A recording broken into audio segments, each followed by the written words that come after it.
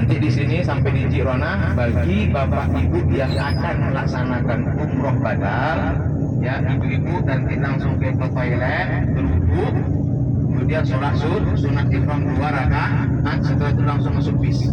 Ya, nanti ramai bapak ibu, jadi supaya cepat kita.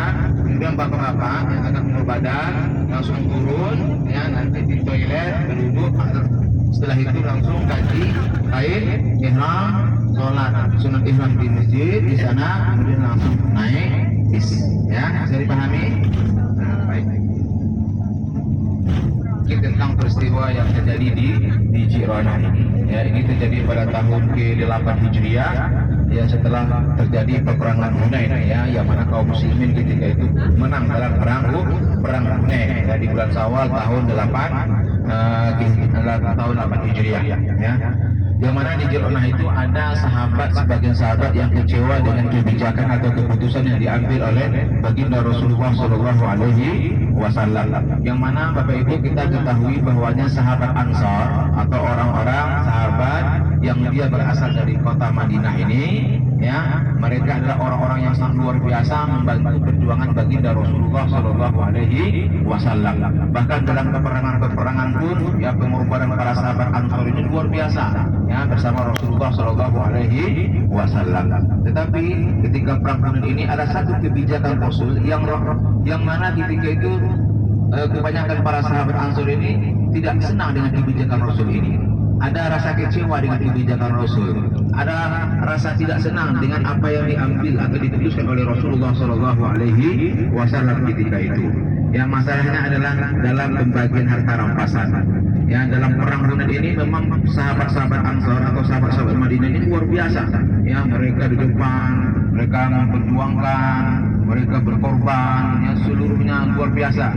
Ya, tapi ketika menang, harta rampasan didapatkan, tapi Rasulullah Shallallahu Alaihi Wasallam membagikan harta rampasan itu lebih banyak kepada sahabat yang berasal dari Mekah atau disebut dengan sahabat Muhajirin. Nah, disinilah kecewanya, ya, para sahabat Ansar. Tetapi Rasulullah Shallallahu Alaihi Wasallam, ya, dia memperlakukan hal tersebut, mengambil keputusan tersebut bukan karena tidak ada sebab, pasti ada sebab yang itu tidak diketahui oleh sahabat Ansar. Nah, makanya dia sangat luar biasa. Maka sampai ketika itu sahabat Ansar yang bernama Sa'ad bin Ubadah datang menjumpai Rasul, menyampaikan, ya, kegelisahan dan kekecewaan sahabat Ansar kepada Rasulullah dikarenakan keputusan harta rampasan lebih banyak diberikan kepada sahabat Muhajirin. Apa kata Sa'ad bin Ubadah kepada Rasulullah? Nah, ya Rasul, saya perwakilan dari sahabat Ansar menyampaikan tentang, ya, ketidaksenangan atau ketidaksetujuan atau tidak senang dengan keputusan yang engkau ambil, ya Rasul. Lalu Rasulullah Shallallahu Alaihi Wasallam bertanya lagi kepada Sa'ad bin Ubadah, ya Sa'ad, bagaimana dengan engkau sendiri? Lalu Sa'ad mengatakan, aku bersama dengan kaumku, ya Rasul. Subhanallah, ya, ini Sa'ad ini sebenarnya segan untuk menyampaikan hal ini kepada Rasul, sangat segan, yang menjaga bagaimana perasaan Rasul nanti ketika hal ini sampai. Tapi ya apa boleh buat, harus disampaikan pulang, ya, karena kegelisahan dari sebagian para sahabat Ansar. Tapi mereka memilih kata-kata, ya, yang sopan, yang baik, kemudian juga menyampaikan dengan hanif, dengan lembut, ya, supaya Rasulullah SAW tidak kecewa pula dengan perasaan mereka ini. Tapi kalau Bapak Ibu yang Allah muliakan, ya, kemudian Rasulullah Shallallahu Alaihi Wasallam berkata kepada sahabat Ansar. Jadi oleh Rasul diperintahkan Sa'ad bin Ubadah ini untuk mengumpulkan seluruh sahabat Ansar, ya. Ketika mereka seluruh sahabat Ansar itu telah berkumpul, Rasulullah Shallallahu Alaihi Wasallam berkata kepada mereka. Apa kata Rasul kepada sahabat Ansar? Bukankah dulu aku datang dan kudapati, ya, tidak menutupi bahwa dirinya juga kecewa, ya. Rasulullah Shallallahu Alaihi Wasallam juga menyampaikan ini kepada para sahabat, dan Rasulullah Shallallahu Alaihi Wasallam berkata kepada sahabat Ansar ini, ya, apa kata Rasulullah Shallallahu Alaihi Wasallam? Bukankah dulu saat aku datang kalian saling bertikai, kata Rasul, lalu Allah menyatukan hati kalian. Bukankah dulu saat aku datang kalian dalam keadaan miskin, lalu Allah mengayakan kalian. Ya, kemudian sahabat Ansar ketika itu dia menunduk saja, ya, mendengarkan apa yang disampaikan oleh Rasulullah Shallallahu Alaihi Wasallam, ya, di tengah perasaan kecewa mereka kepada keputusan Rasulullah, karena Rasul lebih banyak memberikan harta rampasan itu kepada sahabat Muhajirin atau sahabat Mekah dibandingkan dengan sahabat Ansar.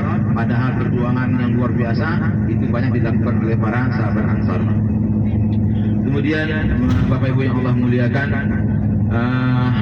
karena iman yang masih tertancap di hati para sahabat ini, ya sahabat-sahabat Ansar tetap mendengarkan apa yang disampaikan Rasul tanpa mereka sadari. Juga Rasulullah Shallallahu Alaihi Wasallam menjelaskan kepada mereka sebab kenapa Rasulullah Shallallahu Alaihi Wasallam lebih banyak memberikan rata rampasan perang ini kepada sahabat Muhajir atau sahabat yang berasal dari Mekah.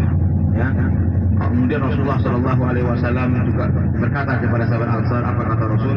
Demi Allah, jika kalian mau, kalian bisa mengatakan. Ini Rasul coba memberikan pembelaan terhadap sahabat Ansar.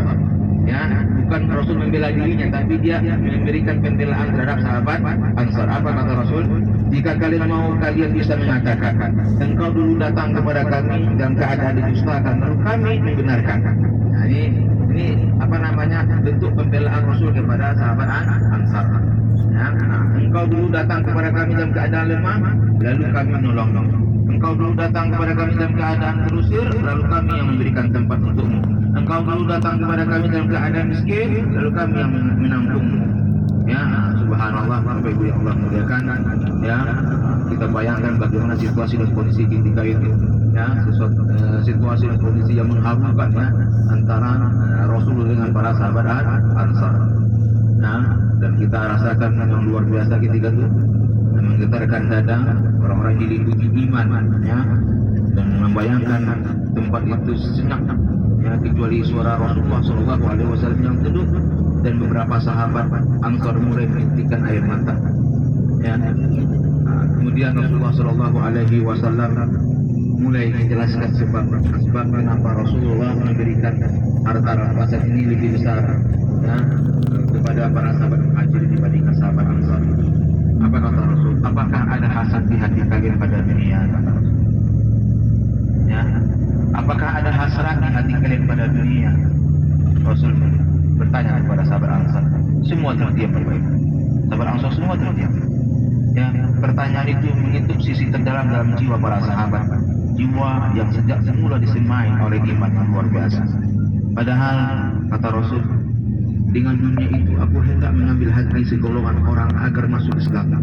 Rasul mulai menjelaskan alasan kebijakannya. Ini Bapak Ibu, kebijakan Rasul kenapa lebih banyak yang memberikan harta rampasan itu kepada sahabat Muhajirin, karena ada sebagian sahabat Muhajirin itu yang baru masuk Islam, yang mereka belum kuat imannya. Dengan Rasulullah Shallallahu Alaihi Wasallam berikan ya harta rampasan banyak kepada mereka, nah, dengan harapan mereka itu lebih kuat imannya dan senang ya bergabung dan masuk di dalam agama Allah Subhanahu wa Ta'ala.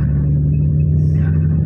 Maka ketika itu sahabat Ansar dia menganggap paham dalam diamnya, sedangkan terkait keimanan kalian, kata Rasul, aku sudah teramat percaya. Kalau sahabat Ansar luar biasa, saya yakin Rasul, keimanan mereka luar biasa. Jadi harta ini tidak apa-apa, tidak ada nilainya sedikit pun di hadapan sahabat Ansar itu. Tapi ketika itu keterbatasan pola pikir sahabat ketika itu belum sampai terbayangkan hal seperti itu. Ya, kemudian Rasulullah Shallallahu Alaihi Wasallam yang melihat tetesan air mata tak kuasa lagi ditahan banyak sahabat Ansar yang ketika itu menangis. Terlebih ketika Rasul mengatakan, apa kata Rasul kepada sahabat Ansar? Apakah kalian tidak berkenan di hati jika orang-orang lain pergi membawa onta dan domba dan harta rampasan, sementara kalian pulang bersama Rasulullah Subhanahu wa Ta'ala? Ini sebuah perbandingan yang luar biasa, Bapak. Ya, orang pulang bawa harta, bawa domba, bawa harta rampasan, tapi sahabat Ansar pulang bersama siapa? Rasulullah Sallallahu Alaihi Wasallam. Ya, sebuah perbandingan yang kontras. Kesadaran itu tidak hadir tiba-tiba, tangis para sahabat mulai meledak. Jika bukan karena iman, kekuatan apa yang mampu menghadirkan kesadaran setelah kekecewaan? Sungguh iman mereka lah yang menyebabkan semua itu terjadi. Jadi Bapak Ibu yang Allah muliakan, dalam kehidupan ini pasti kita pernah merasa kecewa, kita pernah tidak senang, kita pernah marah dan sebagainya. Tapi kalau iman tertancap di hati kita, iman masih ada dalam hati kita, maka kekecewaan itu akan bisa terhilangkan dengan iman yang ada dalam hati kita ini. Maka perbaiki iman kita, ya, perkuat iman kita sehingga apapun yang terjadi dalam kehidupan kita di dunia yang fana ini bisa kita selesaikan dengan baik. Amin. Bapak Ibu yang Allah muliakan, kisah di atas ya yang saya sampaikan ini panjang sebenarnya, tapi kita ingin mengambil sebuah pelajaran penting dari kisah yang luar biasa ini, yang mana yang setiap kita pernah kecewa, sebabnya bermacam-macam. Ya, ada kita tak sepaham dengan orang lain, ada kena kelakuannya, ada kena kebijakannya, ada kena pernyataannya, atau kena kurang perhatiannya atau apapun. Ya, kita bisa kecewa. Ya, kita bisa kecewa. Ya kan? Kecewa itu bisa muncul di mana-mana, bahkan dalam dakwah sekali itu, dalam kita berdakwah kepada kelompok dakwah yang menyerukan agama ini, para asatidz, ustaz-ustaz, kiai-kiai juga pernah kecewa. Ya, tapi di dalam ya bilik-bilik, bahkan di dalam rumah pun kita, dalam rumah tangga kita pun ada rasa kecewa. Istri kecewa sama suami, suami kecewa sama istri, anak kecewa sama orang tua kecewa sama anak. Ini bisa terjadi Bapak Ibu yang Allah muliakan. Ya, di tempat kerja kita itu juga seperti itu. Pernah rasa kecewa kita sama teman kita, ya, mekanik kita, banyak kecewa dimanapun kita. Ya, nah Bapak Ibu yang Allah muliakan, oleh karena itu, ya, kecewa bisa juga tumbuh dalam berbagai ilalang, sebabnya bisa bermacam-macam, tapi gagasan yang dianggap tidak diperhatikan, ya, selera yang tak sama, ya, kemudian kebijakan tiada, pemimpin yang tidak kita senangi dan sebagainya, maka imanlah yang mampu menjaga kita dari penyikapan yang salah saat kecewa. Ya, sebagian di antara kita mungkin menyikapi dengan marah, ya, dengan kalah, bahkan bisa juga dengan ya membabi buta dan sebagainya, dengan cercaan dan sebagainya. Ya, maka ketika kekecewaan itu menggerogoti kita, Bapak Ibu yang Allah muliakan, coba periksa kembali orientasi hidup kita. Ya, kita menikah kecewa, kenapa kita kecewa? Apa orientasi menikah kita apa? Ya, kita sekolah kecewa, kenapa? Nah, coba kita perhatikan lagi orientasi kita, niat kita kembali. Ya, nah semoga beriring atas rasa kecewa dalam hidup kita ini, Bapak Ibu, adalah lapang dada, semangat beramal, ya, keikhlasan dalam persona dan penghormatan pada sesama, sehingga nanti ya kekecewaan yang kita rasakan dalam kehidupan kita ini yang bisa kita selesaikan dengan salah satu cara bagaimana kita memperkuat dan mempertebal keimanan kita kepada Allah Subhanahu wa Ta'ala. Demikian Bapak Ibu yang Allah muliakan, kisah singkat yang terjadi di Ji'rana. Jadi Ji'rana ini Bapak Ibu sumur, ya, sumur. Nah, jadi segera sumur, ya, nama sumurnya Ji'rana. Baik, sebentar lagi kita akan sampai di Ji'rana. Ya, sekali lagi bagi Bapak Ibu yang akan melaksanakan umroh badan, ya, mereka nanti turun, ibu-ibu langsung ke toilet, berwudu, kemudian langsung ke masjid untuk sholat ihram 2 rakaat. Setelah itu langsung masuk ke dalam bis. Ya, bapak-bapak, ya, bawa kain ihramnya, turun, nanti kita ke toilet, berwudu, setelah itu ganti dengan kain ihram, kemudian sholat sunat di masjid. Setelah itu langsung masuk ke dalam bis kembali. Ya, itu saja Bapak Ibu yang Allah muliakan. Kemudian kita sampaikan, ya, insya Allah agenda kita untuk besok hari apa? Jumat, ya, hari Jumat. Jadi agenda kita hari ini ziarah sampai zuhur nanti, kemudian menemani bagi Bapak Ibu jemaah yang akan melaksanakan umroh badal. Ya, kemudian nanti setelah itu kita istirahat hari, tidak ada kegiatan apapun. Kemudian untuk besok hari Jumat, ya, besok hari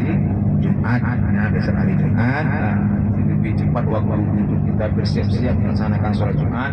Jadi ibu-ibu boleh sholat Jumat, ya, silakan sholat Jumat, datang ke masjid, ya, sholat Jumat bersama imam. Ya, kalaupun tidak mau sholat Jumat tidak ada masalah, seperti dia sholat zuhur di kamar hotel saja. Kalau ingin sholat Jumat silakan datang ke masjid. Nah, nanti